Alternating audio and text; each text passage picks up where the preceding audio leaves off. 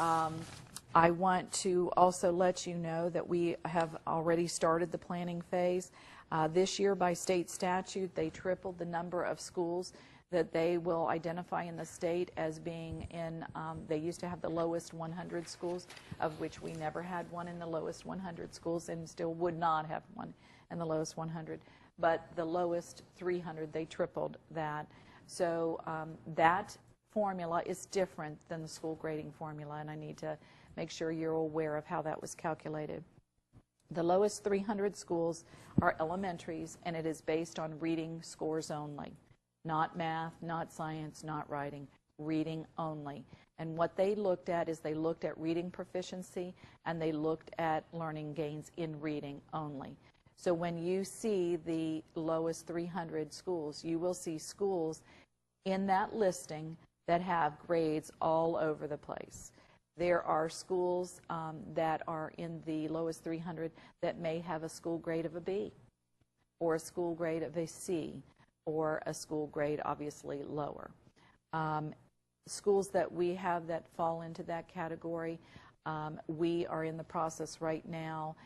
The requirement for that is that they must have an hour of instruction added to the normal school day. And so we've already started the conversation with transportation for those schools. We have two that are relatively close together. The students, all students must receive an intensive hour of reading instruction. The only students that may opt out of that are if they have scored a level 5 in reading. They may opt out of that hour with that. So we are in the process of putting that in place. We will be bringing that plan to you within the next 10 days. With that, that is an unfunded mandate. So we will be looking at our SAI dollars, which is what the statute identified for that.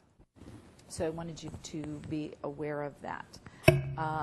And so in August, we will go ahead and schedule those workshops to bring that full report to you. You will have a draft of the reporting template, and then we will go ahead and schedule. Those will get them on the calendar, so the reporting cycle is in place and scheduled for all our schools, for you to get an update on all our schools, whether they are in the tier, because remember in the accountability model for Florida, there's Tier 1, Tier 2, and Tier 3. Tier 3, those schools, while they may have a school improvement plan, we have had ongoing conversations. The differentiated accountability representative that covers our district for the Department of Education will be in our district next week. They work in Central Florida, and they'll be visiting the Central Florida school districts. We will see what requirements that new accountability model, but they will have a very targeted plan. You will get those plans. The school improvement plans, those are always posted online, so anyone can go in and click on a school improvement plan to see that, and it disaggregates the data. It looks at those areas that are in need and what strategies they're implementing. Every school will still have one of those, but any Tier 3 school will have what they call a DA, a differentiated accountability plan, that will be also in place. It'll be much more targeted.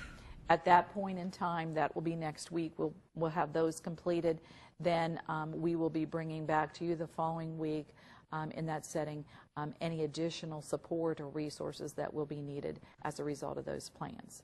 And that will be the direct touch in the classroom there. And I'm going to pause there. That's on the school accountability, school grades. And I'll answer questions, and then I have a couple other items. On the Set 10, when do you anticipate the new assessment to be in place? It is to be ready for the start of school. For the start of school. Yes, yes. And Dr. Howard, what we will do is in August when we come back, I have asked Dr. Gingras already to bring you, because the whole testing calendar is so different. Right. We just got that from the state a couple weeks ago, and so now they're putting it in aligned to our calendar.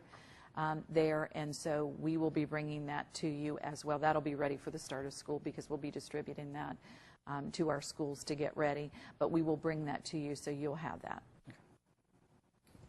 Ms. Fisher? Madam Superintendent, for those schools that were D or lower, Yes. the parent group, are they going to be notified of your plans for stabilization of those schools? Yes, actually, those would be Tier 3, but the other group that you talked about would be Tier 2 schools.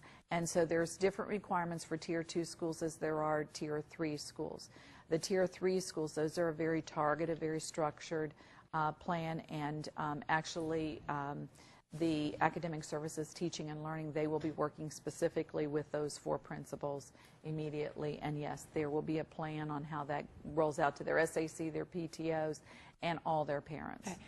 As a board member, I'd really like that shared with us, the standard operation procedure of getting this in place. Okay. And I think that the parents need to be as quickly told of these plans as possible. And when you look at the 300 schools that have to have the extra hour, one of them is not a Tier 3 school. It's a Tier 2 school.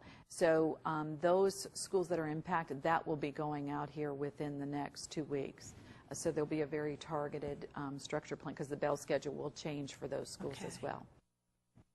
We've all had experience this past year in transportation. That is something that parents have to know about right away. Right. And the extra hour of the day they have to be prepared for also. So Right. Right. whatever you can do, and I know you will, you'll facilitate that as quickly as possible, but I would sure not want it to lag. Absolutely. And we received the confirmation of the schools Friday. And so this morning, we already had the meetings with the staff on how we're branching out and getting those plans in place. So yes, we've already started.